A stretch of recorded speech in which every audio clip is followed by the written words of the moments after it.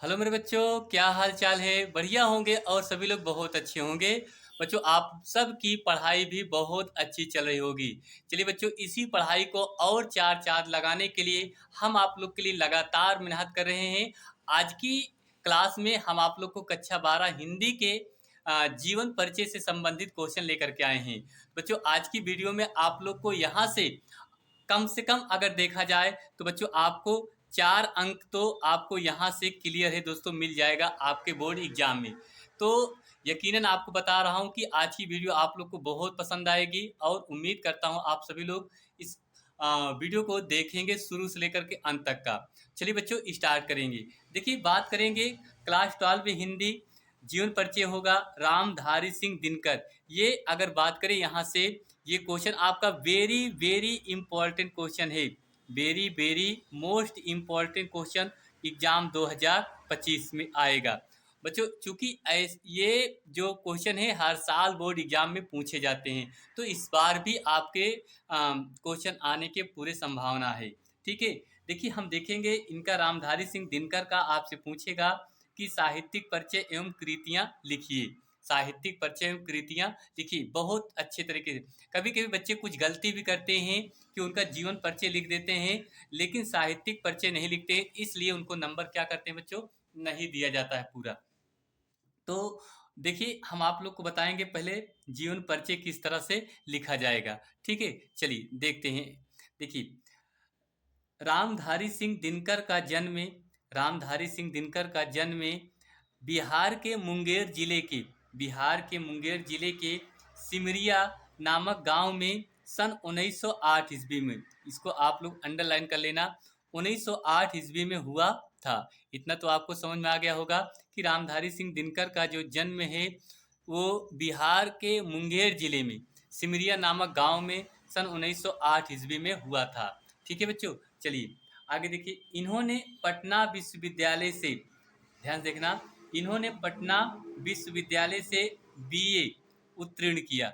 रामधारी सिंह दिनकर जी ने पटना विश्वविद्यालय से इन्होंने बीए की परीक्षा क्या की बच्चों, उत्तीर्ण की। ठीक, आगे देखिए।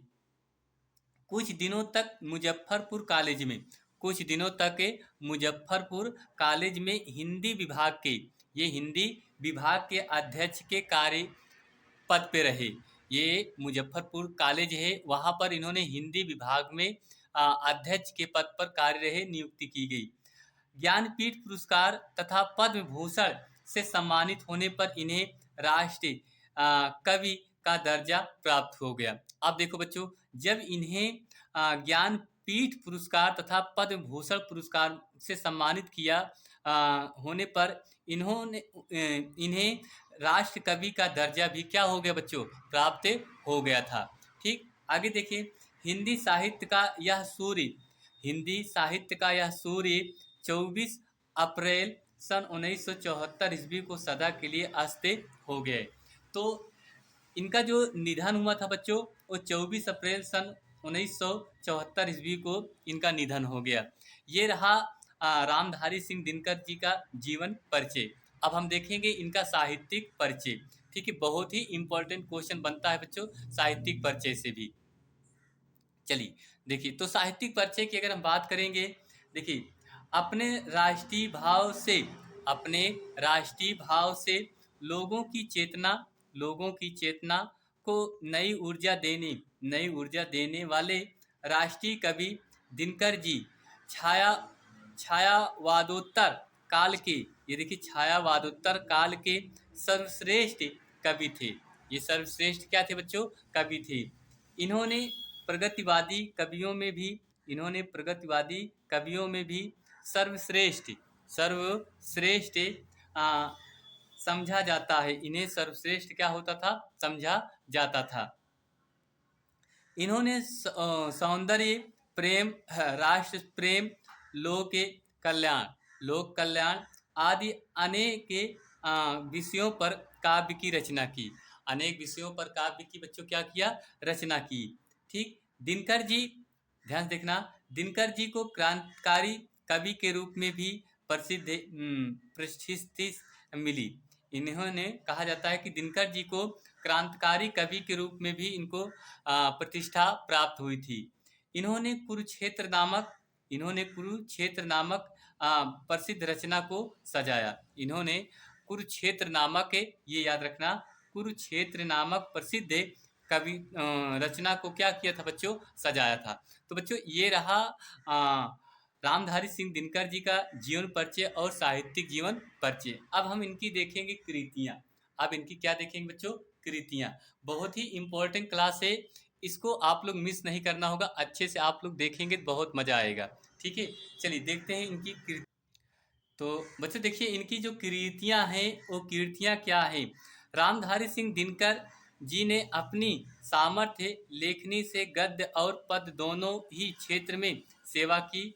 इनकी रचनाएं इस प्रकार हैं, इनकी जो रचनाएं हैं वो इस प्रकार हैं। जैसे काव्य कृतियां क्या हैं, रेणुका, हुंकार, कुरुक्षेत्र, रसीम रसीम रथी, नील कुसुम, उर्वशी, ये बहुत ही इम्पोर्टेंट है। उर्वशी, परशुराम की प्रतीक्षा, हरे को हरि नाम आदि, ये इनकी क्या है, काव्य कृतियां हैं बच्चों, बहुत ही इम्पोर्टेंट है। अगर काव्य कृतियां आप तैयार कर लेंगे तब भी इनकी 1 नंबर से आपसे बहुविकल्पी में क्वेश्चन पूछ लेते हैं। ठीक है, देखिए ये हो गया। अगर बात करें यहीं गद्य कीर्तियां इनकी क्या थी, गद्य कीर्तियां अगर हेडिंग बनाएंगे तो इनमें क्या लिखेंगे, मिट्टी की ओर, अर्धनारी श्रृंगार, अर्धनारीश्वर, संस्कृत के 4 अध्याय, संस्कृत के 4 अध्याय किसकी कीर्तियां हैं बच्चों, तो रामधारी सिंह दिनकर जी की। काव्य की भूमिका, वट पीपल, शुद्ध कविता की खोज, दिनकर जी की डायरी, ये सारे इम्पोर्टेंट कीर्तियां हैं। अगर इन दोनों काव्य कीर्तियों और गद्य कीर्तियों को तैयार कर लें तो इसमें से आपको 1 नंबर बच्चों बहुविकल्पी में पूछ लेता है। ठीक है, तो बच्चों ये रहा आपका रामधारी सिंह दिनकर जी का जीवन परिचय, साहित्यिक परिचय और कीर्तियां। तो आज की क्लास में आज हमने आपको बताया रामधारी सिंह दिनकर जी का जीवन परिचय। तो बच्चों इसी तरीके से अगर आप लोग तैयारी करेंगे तो हम आप लोग के लिए हर एक विषय को अच्छी तरीके से कवर कराएंगे और तैयार भी कराएंगे। तो बच्चों आप सभी छात्रों से मैं निवेदन करता हूं कि प्लीज़ वीडियो को लाइक करिए, शेयर और सब्सक्राइब जरूर कीजिए। चलिए बच्चों मिलते हैं अगली क्लास में। थैंक यू, धन्यवाद आप सभी छात्रों को।